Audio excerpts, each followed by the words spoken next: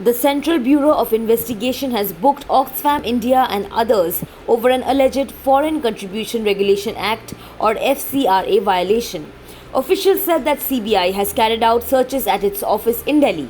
The FIR came days after the Union Home Ministry recommended a CBI probe into the affairs of the Indian arm of the global NGO Oxfam for alleged violation of the FCRA.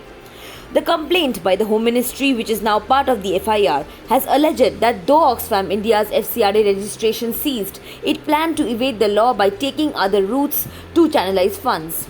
The FIR alleged, and I quote, email communication found during income tax survey by the CBDT shows that Oxfam India has been planning to pressure Indian government for renewal of FCRA through foreign governments and foreign institutions. The complaint further said that Oxfam India routed funds from its foreign affiliates such as Oxfam Australia and Oxfam Great Britain to certain NGOs and exercised control over the project.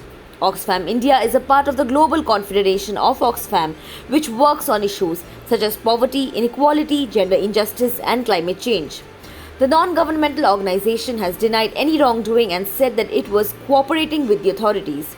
After the Home Ministry recommended a probe, Oxfam India said that it is fully compliant with Indian laws and has filed all its statutory compliances, including FCRA returns, in a timely manner since its inception. The NGO said, and I again quote, Oxfam India has been cooperating with all government agencies since its FCRA registration wasn't renewed in December of 2021. We have filed a plea in the Delhi High Court against the decision to not renew our FCRA registration.